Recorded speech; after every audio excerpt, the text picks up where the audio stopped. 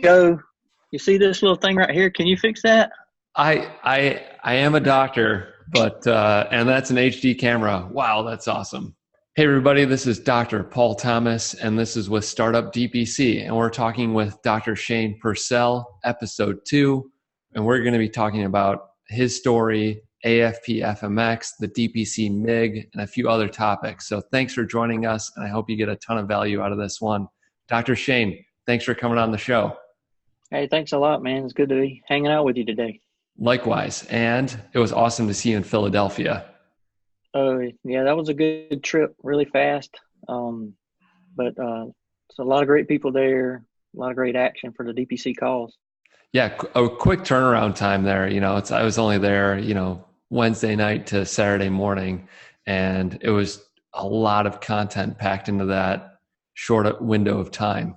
But before we get there, wanted to hit you up about your story. You've been doing DPC for almost 4 years now, and tell people about your story. What got you into this? What were you doing beforehand? And how do you feel after you've made the transition to a DPC doc? Right. Well, I've been at medicine for about 17 years, mostly doing my own thing. I worked in a private office for a couple of years and did transition to urgent care and did a lot of urgent care for a while. Started a cash clinic in 2005 before DPC was really a thing, and did a lot of cash type services. And I wish I would have had the technology we have now to do DPC back then, where you could do an instant monthly payment and all that stuff. Yep. It would have made life so much easier. But when the market crashed in 2009, 2010, the housing market collapsed and nobody wanted to come in and pay cash. Everybody just wanted to let it ride. Wow. So I started doing more urgent care at that time. And as that drifted on, I wanted to do more primary care. I wanted to get back. We were seeing so many people in our urgent care that would come in for a sinus infection, but their blood pressure would be terrible. They were diabetic, and that's why they were really sick. So I wanted to get more into that. And, 2012, 13, the DPC was starting to make a little noise. Some people were talking about that. How did you first hear about DPC? Reading magazines like the American Family Practice Journal. They have an economics one that they do, like the Practice Management Journal. Yep. Yeah, I get those in the mail. And then Medical Economics had some reports. I think really was looking at the Micropractices, which is Gordon Moore, and they had several articles initially about micropractices. How do you do it just you and by yourself? Right. And as I was looking at that, it sort of transitioned into, hey, not only could you do a micropractice, you could probably do this DPC because now the technology's here to do easy monthly payment. And and so people don't have to come in. You can treat them over the phone. You just do it a lot easier. Oh, totally. Texting is just a game changer. Texting, emails. So the truth is, everybody uses these cell phones, and there's nothing new about a phone, but they've made it so freaking easy to use. Right. That anybody can take it out of the box and use it. And that's sort of where we're at with DPC now. It's so tech easy, and it makes taking care of people a lot easier. Right. And so I stopped doing urgent care mostly about 3 years ago, slowly built up about 300 patients. And then we got into dealing with some larger employers, and now I'm full up. So 3.5 years into it, I'm sort of a full practice. There is some churn, or there's some drift here or there. So I'm always picking up a few new people here and there, but keeping it around the 600 mark pretty much all the time. Nice. And your practice is Anderson. You're in Anderson, South Carolina. You're direct access MD. You've done some really innovative things about filling your practice in terms of signing on a larger company. And you talked about that extensively at the DPC Summit this year, which was great. That was an awesome session. Yeah. So we're in a smaller community, so, it can be done in smaller places. There's about 25,000 in our city, 200,000 in our county. So a lot different than Detroit or some of the larger cities, but people need help everywhere. So, even in small towns, the DPC is very attractive for a lot of people. So, Yep. and more employers are asking for it, looking for it. They're looking for ways to save money. And Yep. so Those we're kind of, self-insured employers, right? yep, Where they're in control of those dollars and they're going to be responsible no matter what. So might as well that's save it up front with some great primary care. that's the plan. And several people are doing that. We're trying to get some good data and numbers, which would help us with that. Mm-hmm. So hopefully that'll translate to some things that can really make us shine. Mm.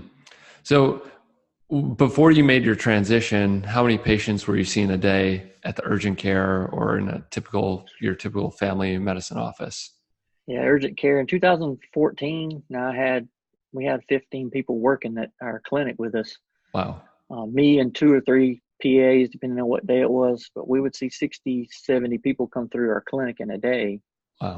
Now I wasn't seeing all those people, but can see on a day when I was there, maybe by myself, I might see 30, 40 people a day, mostly urgent care stuff, Right. not 30-minute long-term care visits, but mostly doing urgent care.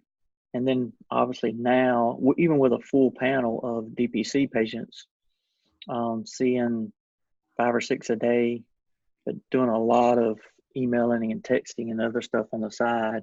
Yeah. Um, I've got about 500 patients. I estimate that I get about 20-ish text messages and maybe 5 to 10 emails a day, a working day. I don't get that much on Saturday and Sunday, maybe a couple.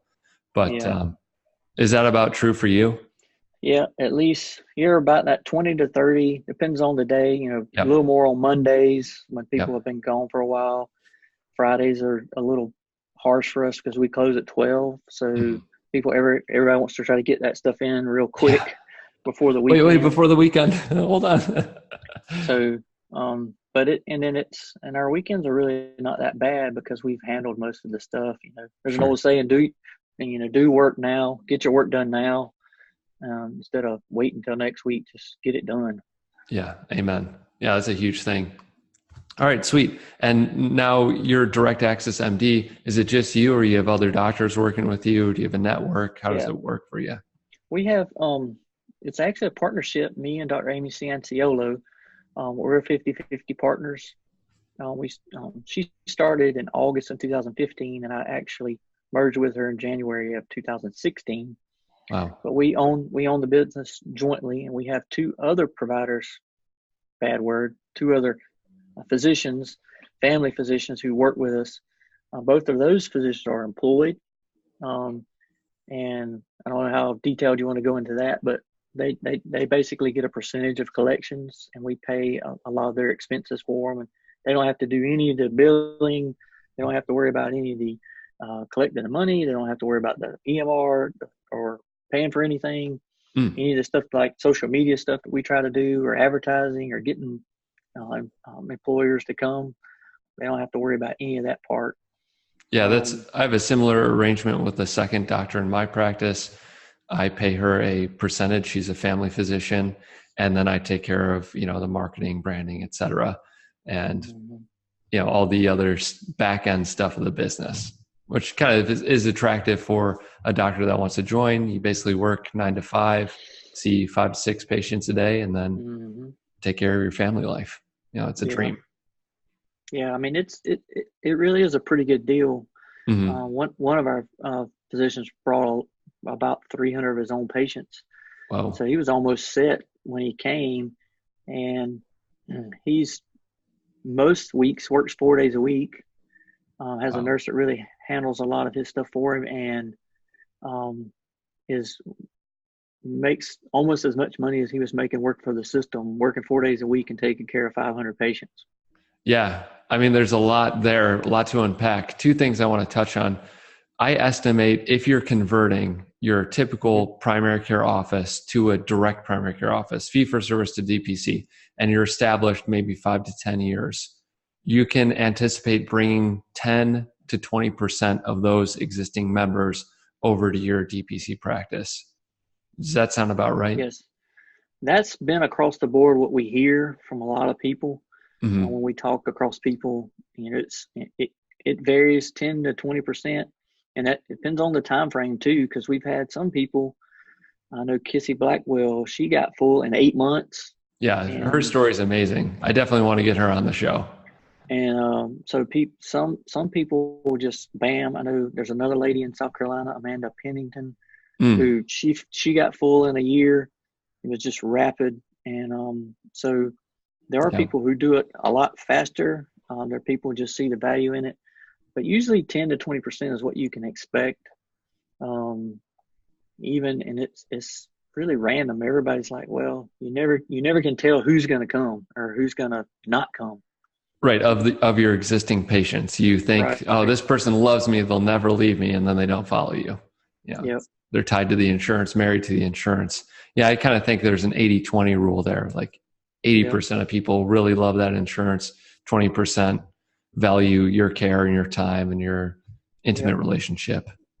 And some of those people will find you out. Will come back in about 6 months. They'll say, I probably do need to get back in to see you guys, because they get a taste of the insurance world that they don't really like.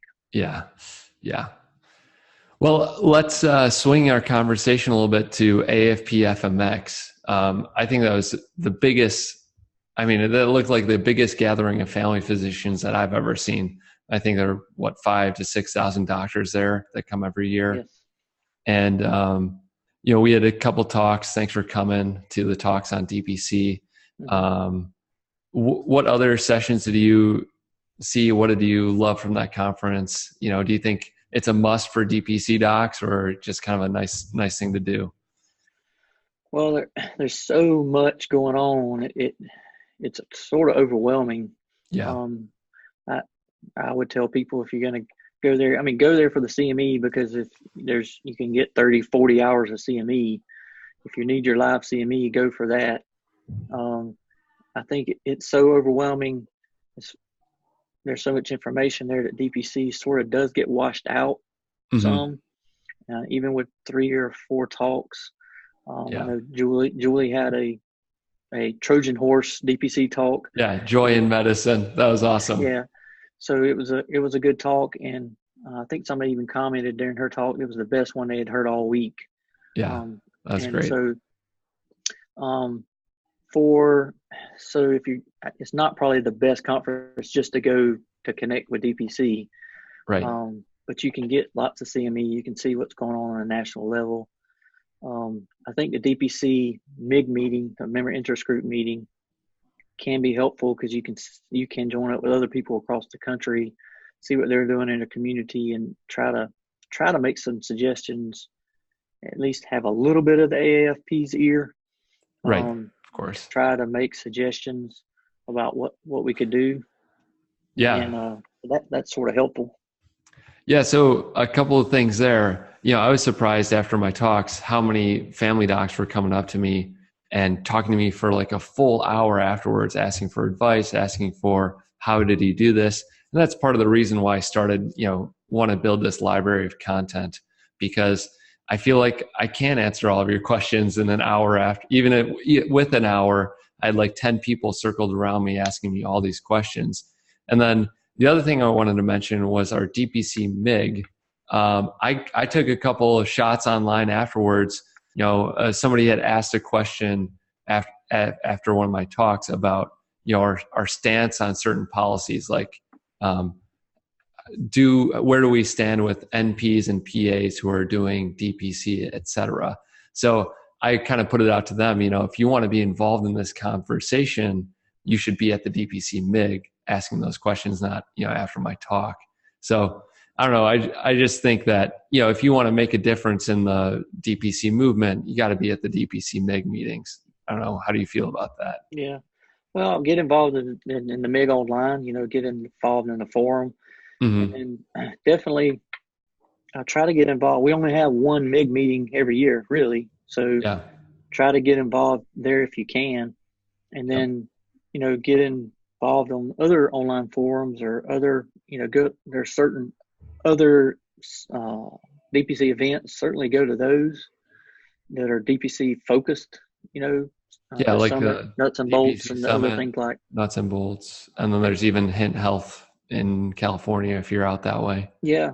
So there are other events, and you can meet a ton of people that are super involved in DPC and are really passionate about it. And I don't know that we would ever make some of those comments are going to be personal statements. How I personally feel about nurse practitioners doing what we do. I don't know that like some of the DPC committees or the MIG or AFP is ever going to take a personal stance on those. I don't know if they'll ever do that. Right. Yeah. It's just yeah. So if those are all going to be legal aspects, and if it's legal in your state, you're kind of stuck.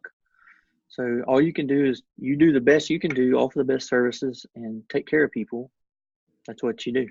Amen. I'm in the same boat, man. I mean, if you're a doctor, if you're a physician, and you can take care of your patients the best of your ability, and your DPC allows you to do that even better, which I feel like it does, it just even gives you an even bigger contrast against, a doctor in the fee-for-service system, or a doctor at the urgent care, or a PA or NP in any of the settings. You just stand out because you have all those skills, all the training to do the best that you can for your patients.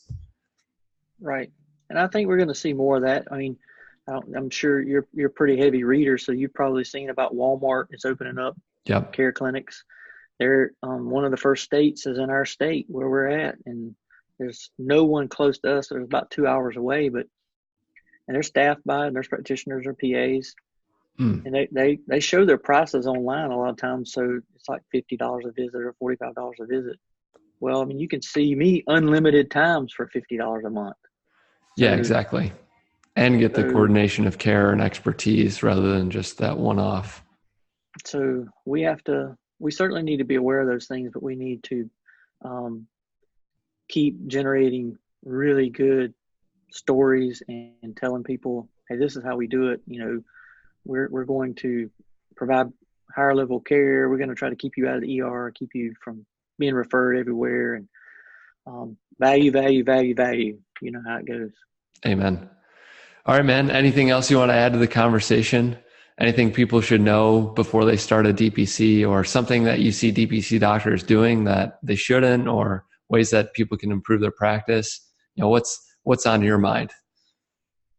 Well, I mean, I think certainly reach out to other people doing it. Try to get a mentor. Try to get somebody in your area that you can really spend time with, run things by, because most people are really willing to help and willing to mentor you. Good support in the DPC community, which is a really good thing. And hopefully that support will continue as we get larger. That's always a concern. Are we going to turn on each other? But hopefully we'll continue to support people and reach out, find a mentor. There's tons of information online. Go to conferences, and everybody likes to say it's not easy doing DPC, but it sure is a lot better than traditional. It's not easy, but nothing worth having and nothing enjoying is going to be ever easy. Yeah, it's not easy, but it's fulfilling, this work. It's fulfilling and satisfying, and you go home with a goodness in your heart. You're really helping people. So it makes a big difference. Yeah. Amen, dude. It's awesome. I mean, this is what it's all about, is doing meaningful work for people and not feeling like you're pushing paper or just checking boxes just to check boxes to get paid. That's not what we want to do. That is for sure. So those will be the big things. Connect with people in your community, in your state. Some states, I don't know if you guys have in Michigan, if y'all are getting together like local DPC docs.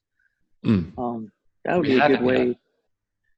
Connect other doctors, maybe meet a couple of times a year. We try to do that here in South Carolina, North Carolina, have a couple of meetings a year where we join up, hang out for a few hours.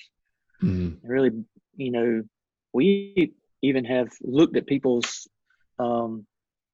records as far as their QuickBooks, pulling out stuff and comparing notes. Why am I spending so much on supplies and you're spending 50% less than me. What am I buying too much of? Or so just really trying to break it down. So if you can connect with some people in your community, that would really make it worthwhile for you. Oh yeah. We've met up like the Great Lakes Midwest at different conferences, but we've never really set up a, hey, let's all meet up in Michigan sort of thing. But yeah, I'll add it to the to-do list and Yeah, right. Get that going. For sure. So we're looking forward to for the Nuts and Bolts conference. Hopefully we'll see a lot of you guys there. And yeah. Happy to chat there too. Doc Shane, it's been a pleasure, man. Thank you so much for taking the time, coming on, telling your story.